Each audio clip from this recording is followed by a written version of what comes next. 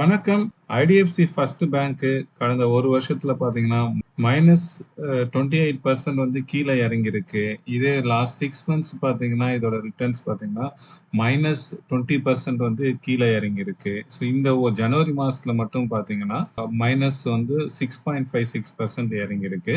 அதே மாரி 2 வருஷத்துல பார்த்தீங்கன்னா, மைனஸ் 2% இறங்கியிருக்கு. நீங்க எஃப்டில போட்டிருந்தா கூட இந்த 2 வருஷத்துல உங்களுக்கு 14% கிடைச்சிருக்கும். ஆனா ஐடிஎஃப்சில இருந்து 2 வருஷத்துல மைனஸ் 2% இறங்கியிருக்கு. ரிட்டர்ன்ஸ் எதுவுமே இல்ல. சரி, இந்த கம்பெனி இப்படிதான் இருக்குமா? இந்த கம்பெனி குரோத் இருக்கா? ஃபியூச்சர் இந்த கம்பெனி நம்ம வந்து இன்வெஸ்ட் பண்ணலாமா? இது குரோ ஆகுமா? இது வந்து இன்னொரு ஹெச்டிஎஃப்சி ஆகும்னு சொல்றாங்களே, அது வந்து உண்மையா? ஸோ புரோக்கரேஜ் ஃபர்ம்ல 1 இயர் டார்கெட் என்ன சொல்றாங்க? இதோட சிமிலர் சைஸ்ல இருக்கிற இன்னொரு பேங்க்கான ஃபெடரல் பேங்க் எப்படி இருக்கு? அதோட பெர்ஃபார்மன்ஸ் எப்படி இருக்கு? இத கம்பேர் பண்ணும்போது, இப்படி எல்லாமே வந்து இந்த வீடியோல நம்ம குயிக்கா பார்க்கலாம். போன சனிக்கிழமை வந்து Q3 ரிசல்ட் வந்துச்சு ஐடிஎஃப்சியோடது. ஸோ அவங்களுடைய வந்து ரெவென்யூ இன்கிரீஸ் ஆயிருந்தாலும், ஆனா நெட் ப்ராஃபிட் குரோத் வந்து ஒரு 53% வந்து இயர் ஆன் இயர் வந்து பார்த்தீங்கன்னா, கம்மியானதுனால அன்னைக்கு மண்டே வந்து இந்த ஸ்டாக்க வந்து 10% மேல அன்னைக்கு வந்து இறக்கிட்டாங்க. ஸோ ஃப்ரைடே பார்த்தீங்கன்னா, ரூ. 61 இருந்தது பார்த்தீங்கன்னா, அந்த மண்டே பார்த்தீங்கன்னா கிட்டத்தட்ட ஒரு ரூ. 56 வரையும் கீழ போச்சு. உங்களுடைய நெட் ப்ராஃபிட் குரோத் கம்மியானதுக்கு மேஜர் ரீசன் பார்த்தீங்கன்னா, அவங்க அந்த மைக்ரோ ஃபினான்ஸ் இருக்குங்களா, அந்த டிவிஷனுக்கு வந்து என்பிஏ வந்து இன்கிரீஸ் ஆயிருக்கு. ஸோ அதுக்கு ப்ரொவிஷனிங் வச்சிருக்காங்க. ஸோ லாஸ்ட் இயர் Q3க்கும் இந்த வருஷம் Q3க்கும் பார்த்தீங்கன்னா, ப்ரொவிஷனிங் பார்த்தீங்கன்னா அப்படியே ஜஸ்ட் டபுள் ஆயிருச்சு. ஸோ அது மேஜர் ரீசனு. அதுக்கப்புறம் அவங்க பார்த்தீங்கன்னா, மைக்ரோ ஃபைனான்ஸ்ல இஷ்யூஸ் நெறைய இருக்கிறதுனால, அவங்க வந்து அந்த லோன் டிஸ்பர்சல்ஸ்லாம் கம்மி பண்ணியிருக்காங்க. ஸோ இவங்களுடைய ஓவரால் போர்ட்ஃபோலியோ பார்த்தீங்கன்னா, மைக்ரோ ஃபைனான்ஸ் பார்த்தீங்கன்னா 5.2%லேருந்து இப்போ 4.8% ஷ்ரிங்க் ஆயிருக்கு. ஸோ இவங்களுடைய கஸ்டமர் டெபாசிட் பார்த்தீங்கன்னா, 29% வந்து இயர் ஆன் இயர் குரோத் ஆகுது. அதே மாரி கரண்ட் அக்கவுண்ட் சேவிங்ஸ் அக்கவுண்ட் காசான்றது பார்த்தீங்கன்னா, ஒரு 48%ல இருக்கு. நம்ம இந்த பேங்க்க இதோட சிமிலர் சைஸ்ல இருக்க ஃபெடரல் பேங்க் கூட நம்ம கம்பேர் பண்ணுவோம். நான் ஆம்பி சர்டிஃபைட் மியூச்சுவல் ஃபண்ட் அட்வைசர். நீங்க ஒரு நல்ல மியூச்சுவல் ஃபண்ட் செலக்ட் பண்ணணும். உங்க ஃபினான்ஷியல் கோல்ஸ் பிளஸ் வந்து உங்க ரிஸ்க் ப்ரொஃபைலுக்கு தகுந்த மாரி. இதுல நல்ல ஒரு ஸ்டாக்ஸ் வந்து லாங் டர்ம் இன்வெஸ்ட்மென்ட்க்கு செலக்ட் பண்ணணும். இல்ல வந்து உங்க போர்ட்ஃபோலியோ வந்து அந்த அளவுக்கு ரிட்டர்ன்ஸ் தரல. அத ரிவ்யூ பண்ணி ரீபேலன்சிங் பண்ணணும்.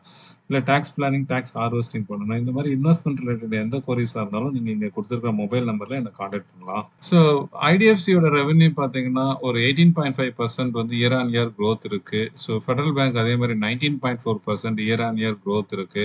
2மே வந்து ஆல்மோஸ்ட் வந்து சேம் குரோத் ரேட் தான் இருக்கு.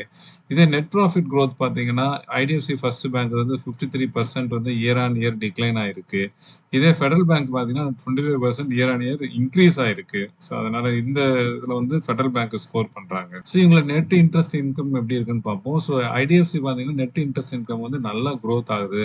ஆனா என்ன ப்ராப்ளம் அப்படின்னா, இவங்க வந்து அந்த மைக்ரோ ஃபினான்ஸ்க்கு வந்து ஹையர் ப்ரொவிஷன் குடுத்துருக்காங்க இல்லையா? ஸோ அதனால வந்து இவங்களோட நெட் இன்ட்ரெஸ்ட் இன்கம் வந்து மேஜரா வந்து அடி வாங்குது. ஸோ ஃபெடரல் பேங்கோட என்ஐஏ பார்த்தீங்கன்னா 8.53% இருக்கு. ஸோ அதனால இந்த இதுலயும் ஃபெடரல் பேங்க் வந்து ஸ்கோர் பண்றாங்க. ஸோ அதே மாரி வந்து உங்களுடைய அசெட் குவாலிட்டி ஜிஎன்பிஏ இருக்கு இல்லைங்களா? ஸோ அது பார்த்தீங்கன்னா, ஐடிஎஃப்சில வந்து 1.94% இருக்கு. இது வந்து அவங்க 2.04லேருந்து இம்ப்ரூவ் ஆயிருக்கு. ஸோ ஃபெடரல் பேங்க் பார்த்தீங்கன்னா 2.29% இருக்கு. ஸோ இந்த கேஸ்ல பார்த்தீங்கன்னா, ஐடிஎஃப்சி ஃபர்ஸ்ட் பேங்க் வந்து ஸ்கோர் பண்றாங்க. அதே மாரி பார்த்தீங்கன்னா, நெட் என்பிஏ பார்த்தீங்கன்னா, ஐடிஎஃப்சி ஃபர்ஸ்ட் பேங்க் வந்து 0.52வா இருக்கு. ஸோ ஃபெடரல் பேங்க் வந்து 0.64. ஸோ ஐடிஎஃப்சி வந்து இதுல ஸ்கோர் பண்றாங்க. அவங்க ஸ்லைட்டா மார்ஜினலா பெட்டரா இருக்காங்க. ஸோ டெபாசிட் குரோத் பார்த்தீங்கன்னா, ஐடிஎஃப்சில வந்து குரோத் ஆகுது. ஆனா அந்த இன்கிரீஸ் வந்து பெர்சன்டேஜ் வந்து பயங்கரமா இல்ல. ஆனா வந்து ஃபெடரல் பேங்க் வந்து அவங்க டெபாசிட் பார்த்தீங்கன்னா, பயங்கரமா இருக்கு டெபாசிட் குரோத். ஸோ இந்த கேஸ்ல பார்த்தீங்கன்னா, ஃபெடரல் பேங்க் வந்து ஸ்கோர் பண்றாங்க. ஸோ அதே மாரி வந்து ப்ரொவிஷனிங் பார்த்தீங்கன்னா வந்து, ஐடிஎஃப்சி வந்து நான் ஏற்கனவே சொன்னேங்களா, அவங்க நெறைய ப்ரொவிஷனிங் பண்றாங்க. ஸோ அதனால வந்து நெட் ப்ராஃபிட் வந்து டிக்ரீஸ் ஆகுது. ஸோ உங்களுக்கு மேஜரா ரீசன் தெரியும். ஸோ ப்ரொவிஷனிங்க பொறுத்தவரைக்கும் ஃபெடரல் பேங்க் வந்து கம்மியா தான் வச்சிருக்காங்க. ஸோ அதனால இந்த பாயிண்ட்ல வந்து ஃபெடரல் பேங்க் வந்து ஸ்கோர் பண்றாங்க. ஐடிஎஃப்சியோட பிரைஸ் டு ஏர்னிங் பார்த்தீங்கன்னா 22.7 இருக்கு. இது ஐசிஐசிஐ, ஹெச்டிஎஃப்சி அத எல்லாரையும் கம்பேர் பண்ணும்போது இவங்களோட பி வந்து ரொம்ப அதிகமா இருக்கு. இதுவே ஃபெடரல் பேங்க் பி பார்த்தீங்கன்னா 11.3 தான் இருக்கு. ஸோ இந்த இதுல வந்து ஃபெடரல் பேங்க் ஸ்கோர் பண்றாங்க. ஸோ அதே மாரி பிரைஸ் டு புக் பார்த்தீங்கன்னா 1.31 இருக்கு IDFC first bank. Federal bank வந்து ஸ்லைட்டா வந்து அதிகமா இருக்கு 1.51.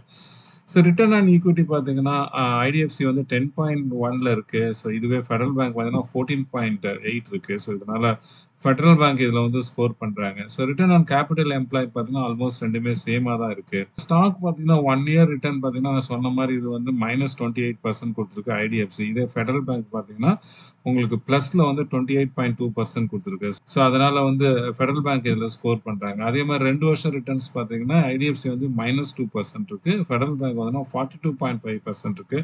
ஸோ இதுலயும் வந்து பெர்ஃபார்மன்ஸ் பிரகாரம் பார்த்தீங்கன்னா, உங்களுக்கு ஃபெடரல் பேங்க் தான் ஸ்கோர் பண்றாங்க. அதே மாரி வந்து ஐடிஎஃப்சி டிவிடெண்டே குடுக்கறதில்ல. ஃபெடரல் பேங்க் பார்த்தீங்கன்னா, டிவிடெண்ட் குடுக்குறாங்க ரெகுலரா. இப்படி மோஸ்ட் ஆஃப் த ஆஸ்பெக்ட் பார்த்தீங்கன்னா, ஃபெடரல் பேங்க் வந்து நல்லா ஸ்கோர் பண்றாங்க. ஸோ ஐடிஎஃப்சி அப்ப ஃபியூச்சரே இல்லையா அப்படின்னு கேட்டீங்கன்னா, இல்ல. ஐடிஎஃப்சிக்கு வந்து நல்ல ஃபியூச்சர் இருக்கு. அவங்க வந்து கம்ப்ளீட்டா பேங்க்க வந்து டிஜிட்டலைசேஷன் பண்ணியிருக்காங்க. ஸோ ஃபோக்கஸ் வந்து இப்போ ஹோல்சேல் பிசினஸ்க்கு போயிட்டாங்க. ஹோல்சேல் கஸ்டமர்ஸ் வந்து நெறைய வந்து அக்வயர் பண்றாங்க.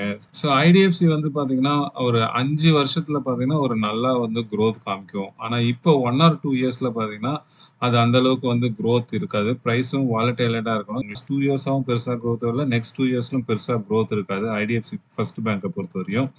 ஸோ இப்ப வந்து புரோக்கரேஜ் ஃபர்ம்லாம் என்ன சொல்றாங்க 1 இயர் டார்கெட் அப்படின்னு பார்ப்போம். ஜெஃப்ரீஸ் என்ன சொல்றாங்கன்னா, ₹73 சொல்றாங்க 1 இயர் டார்கெட். இதே நுவாமா பார்த்தீங்கன்னா, ₹60 சொல்றாங்க. சென்ட்ரம் புரோக்கரேஜ் பார்த்தீங்கன்னா, 61 சொல்றாங்க.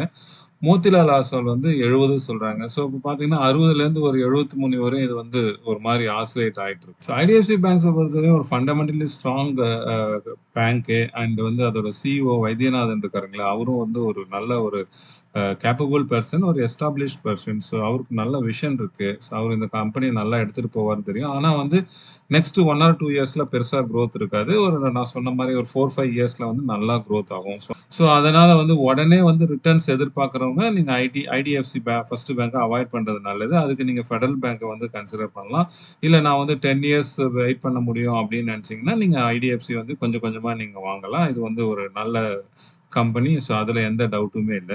ஸோ இந்த கம்பெனி ஃபியூச்சர்ல இவங்களோட நெட் இன்ட்ரெஸ்ட் இன்கம்ம இன்க்ரீஸ் பண்ணி, ப்ராஃபிட்ட வந்து நல்லா இம்ப்ரூவ் பண்ணி, காசா ரேஷியோ வந்து நல்லா இன்க்ரீஸ் பண்ணி, கஸ்டமர் டெபாசிட்ட வந்து நெறைய இன்க்ரீஸ் பண்ணி, பிளஸ் என்பிஏ டிக்ரீஸ் பண்ணி, ஒரு ஹெல்த்தி ஃபினான்ஷியல் ரிசல்ட் குடுத்தாங்கன்னா, இந்த கம்பெனி சீக்கிரமா வந்து நல்ல குரோத் பாத்துக்கு போறது. ஸோ அதே மாரி வாங்கணும்னு நெனைச்சாலும், நீங்க கொஞ்சம் கொஞ்சமா அக்குமுலேட் பண்ணுங்க. ஒரே சமயத்துல வாங்கிடாதீங்க. ஏன்னா ஸ்டாக் வந்து இந்த நெக்ஸ்ட் 1 இயர் வந்து இது எல்லாமே வந்து ஹைலி ஃப்ளக்சுவேட் ஆகும். ஸோ அதனால கேர்ஃபுல்லா இன்வெஸ்ட் பண்ணுங்க. தேங்க் யூ ஃபார் வாட்சிங்.